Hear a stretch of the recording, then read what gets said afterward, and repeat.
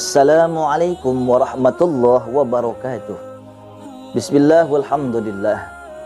Wassalatu wassalamu ala ashrafi khalqillah wa ala alihi wa sahbihi wa man tabi'a hudah wa walah, amma ba'd. Asyhadu an la ilaha illallah wahdahu la syarikalah wa asyhadu anna sayyidana wa nabiyyana Muhammadan abduhu wa rasuluh. Allahumma salli ala sayyidina Muhammad falatan tukhrijuna min zulumatil wahmi wa tukrimuna binuril fahmi wa tuwaddihu lana ma ushkila hatta yufhama annaka anta ta'lam wa la na'lam innaka anta 'allamul ghuyub. Sahabat pecinta kajian Islam yang dimuliakan Allah, mudah-mudahan Allah senantiasa memberikan kita nikmat sehat walafiat, berkah dunia akhirat, ilmu yang manfaat. Amin ya rabbal alamin. Sahabat kajian Islami yang dimuliakan Allah, ada seorang hamba yang hidup di zaman bangsa Bani Israel sebelum zaman Nabi Muhammad. Ada pula yang berpendapat beliau hidup di zaman Nabi Daud alaihissalam. Beliau seorang manusia biasa, bukan seorang nabi pun bukan seorang rasul, tapi namanya tercantum di dalam Al-Quran, pedoman hidup umat manusia, umat kanjeng Nabi Muhammad. Bukan nabi, bukan rasul, tapi namanya Allah perintahkan secara tauqifi untuk dipampang pada satu surah di dalam Al-Quran. Beliaulah Luqman Al-Hakim. Kalau di dalam Al-Quran, surah Luqman, surah ke-31. Luqman Al-Hakim di dalam kitab Al-Bidayah wan Nihayah, Al-Imam Al-Hafiz Ibnu Katsir mengatakan nama asli beliau adalah Luqman ibn Unaqa ibn Sadun. Sosok seorang tukang kayu yang berasal dari Habasyah, Ethiopia, dari Afrika. Sosok manusia biasa, tapi Allah angkat derajatnya. Salah satunya adalah sebelum beliau memberikan petuah-petuah, nasihat-nasihat kepada orang lain, maka beliau memberikan nasihat terlebih dahulu kepada anak istrinya. Sebelum beliau memberikan nasihat-nasihat di dalam hidup dan kehidupan yang biasa dia tapaki, maka dia akan melaksanakan terlebih dahulu apa yang akan dia nasihati kepada orang lain. Sehingga diamond words, kata-kata indah, nasihat-nasihat emas terukir di dalam khasanah keislaman yang mengangkat derajat seorang Luqman Al-Hakim. Saudara yang dimuliakan Allah, suatu saat Luqman Al-Hakim memberikan nasihat kepada anaknya. Ya bunayya, la yakunanna addiku akyasa minka yunadi bil ashar wa anta naim. Ini nasihat bisa dikaji, bisa kita nukil, bisa kita murajaah di dalam kitab Ayyuhal Walad karangan Abu Hamid Muhammad bin Muhammad Al-Ghazali At-Tusi. Apa nasihat daripada Luqman Al-Hakim? Wahai anakku, la yakunanna addik akyasa minka. Jangan sampai ayam jago lebih pintar daripada dirimu, wahai ananda. Kenapa ayah? Kalau aku dibandingkan dengan teman sejawat, itu enggak masalah. Tapi hamba ananda dibandingkan dengan ayam jago, apa lebihnya ayam jago, wahai ayah? Maka sang ayahanda Luqman berkata, yunadi bil ashar wa anta naim. Nah, ayam jago waktu sahur itu udah kukuruyuk, kamu masih tidur. Ayam jago sahur mendekat subuh sudah kukuruyuk, kamu masih tidur. Bukankah orang-orang soleh tidak ada satupun yang Allah angkat derajatnya kecuali di waktu malam? Kau masih tidur. Saudara yang saya muliakan, tidak ada seorang nabi Allah angkat derajat sebagai seorang nabi pasti di waktu malam. Begitupun seorang rasul, begitupun seorang waliullah, begitupun seorang yang beriman, pasti di waktu malam. Maka hidupkanlah malam. Berarti kau tidak lebih pintar daripada seekor ayam jago. Bahkan ada ulama yang berani menafsirkan kukuruyuknya ayam itu berarti uzkurullah. Kira-kira kukuruyuk artinya uzkurullah. Zikirlah kalian kepada Allah. Ingatlah kalian kepada Allah. Sepertiga malam terakhir Allah turun untuk menyapa hamba-hambanya. Siapa manusia yang ingin taubatnya diterima, aku kabulkan, aku terima. Siapa manusia yang ingin dosa-dosanya aku ampunkan, aku ampunkan. Siapa manusia yang hajat-hajatnya belum dikabul, aku kabulkan di waktu tersebut. Sepertiga malam terakhir kurang lebih. Sahabat kajian Islami yang dimuliakan Allah, ini satu nasihat Luqman.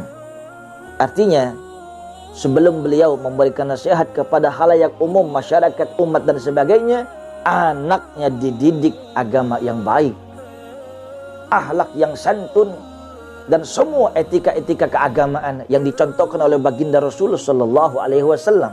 Di antaranya adalah sosok seorang Luqman yang pandai bersyukur, mengikuti nabi-nabi terdahulu, tidak melupakan daripada qiyamul lail.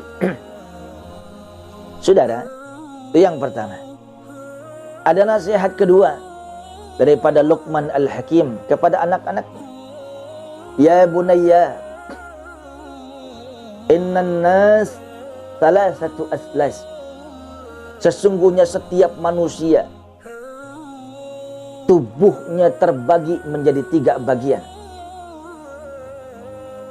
Ayah, kalau tubuh kita terbagi menjadi 3 bagian, itu apa saja ayah? Dan untuk siapa saja? Sepertiga bagian itu adalah ruh. Dia milik Allah. Ketika sosok seorang anak manusia wafat, maka ruh akan kembali kepada Allah Subhanahu wa ta'ala. Jadi saya tekankan sekali lagi, tidak ada ceritanya kalau orang sudah meninggal dunia gentayangan, cok-cikikan, mau nyekek orang, gak ada bisa. Saya ulang sekali lagi, sosok seorang jenazah dimandiin diem aja, dikafanin kagak berontak, kagak pernah ngomong nih kekecilan nih yang XL kan kafan, kagak. Disolatkan dia kagak berontak, sampai ditenet, diinjak-injak oleh tanah kuburan, tidak berontak, gak minta tolong. Logika kita, ketika seorang anak manusia jenazah sudah ditimbun sekian lama, bangun lagi, nggak masuk di akal. Itu perbuatan jin kafir, jin fasik untuk menggoyah akidah umat Islam agar lebih takut kepada setan ketimbang kepada Tuhan. Ayah, lalu sepertiga tubuh manusia yang kedua, apa itu ayah? Wa thuluthun linafsih. Sepertiga tubuh manusia akan kembali kepada diri manusia itu sendiri. Apa itu ayah? Kullu amalih. Setiap perbuatannya, baiknya untuk dia, buruknya untuk dia, saudara. Di dalam Al-Quran dijelaskan oleh Allah, al-jazaul ihsan illal ihsan. Hal ini artinya istifham. Tapi ketika setelah kata hal ada illa, maka hal bukan istifham, bukan kalimat tanya, tapi ma linahiyah, ma linafi, mohon maaf.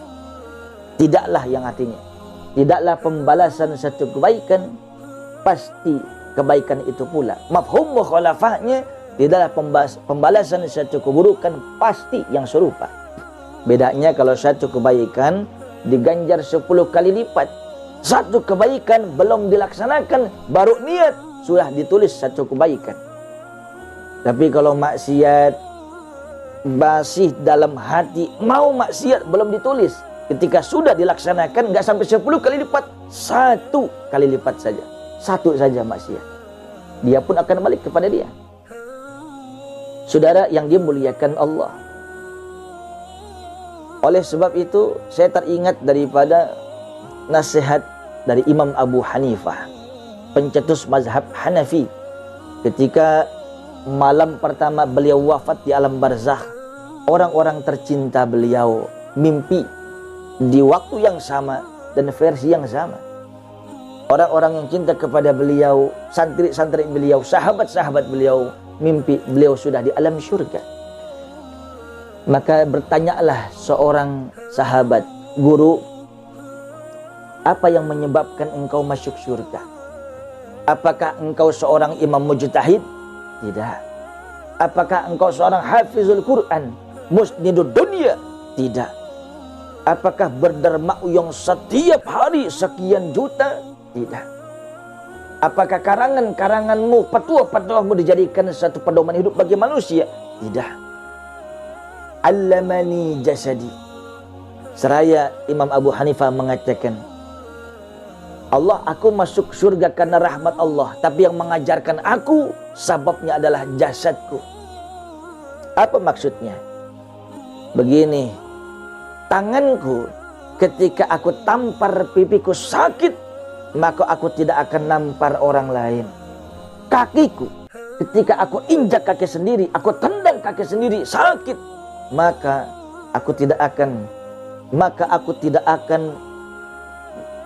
menyakiti orang lain. Aku tidak akan nginjak orang lain, aku tidak akan menendang orang lain.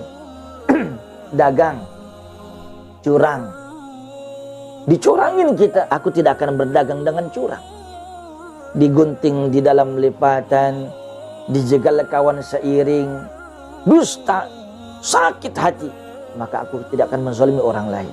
Oleh sebab itu, semua kebaikan akan kembali kepada kita, pun keburukan akan kembali kepada kita. Sekalipun sampai ajal seorang anak manusia diiringi oleh pengawal-pengawal yang hebat, hukum dunia kalis bagi dia, tapi ingat, ada mahkamah Rabbul Jalil untuk menyelesaikan perkara dunia yang belum selesai. Saudara yang dimuliakan Allah, kembali kepada ketiga, ayah, sepertiga tubuh manusia yang ketiga itu apa? Dan untuk kemana? Untuk siapa, wahai ayah? Maka seraya sang ayah berkata, "Nak, wasulusun liddud." Sepertiga tubuh manusia akan kembali kepada belatung. Untuk belatung dan kawan-kawannya. Jasadukum, jasadmu, badanmu yang setiap hari kau sabuni, yang setiap hari kau bangga-banggakan, yang setiap hari kau berikan parfum yang begitu wangi. Ingat, nak, yang masuk ke liang kubur, harta, benda, tahta, semua tidak akan ikut. Cuma selembar kain kafan, itu pun yang tidak menjahit, itu pun yang tidak bermotif, itu yang akan kita bawa. Man dakhalal qabra bila zad, faka'anna maraqibal bahra bila safinah. Siapa manusia masuk ke liang kubur tanpa bekal pahala, maka seperti orang kecebur tenggelam di tengah lautan. Saudara yang dimuliakan Allah, oleh sebab itu, kisah-kisah daripada Luqman Al-Hakim ini paling tidak bisa menjadi pencetus bagi kita. Untuk menutup kajian singkat ini, ada satu lagi saudara. Mudah-mudahan ini bisa kita jadikan pedoman hidup kita dalam hidup bersosialisasi yang namanya like or dislike usually in this world. Ngerti kayak gini? Suka, nggak suka itu biasa. Saudara yang dimuliakan Allah, suatu saat Luqman Al-Hakim memberikan nasihat kepada sang anak. Nah, ingatlah, kau akan hidup di dunia ini. Manusia boleh sama punya rambut sama hitam, tapi corak pikir berbeda.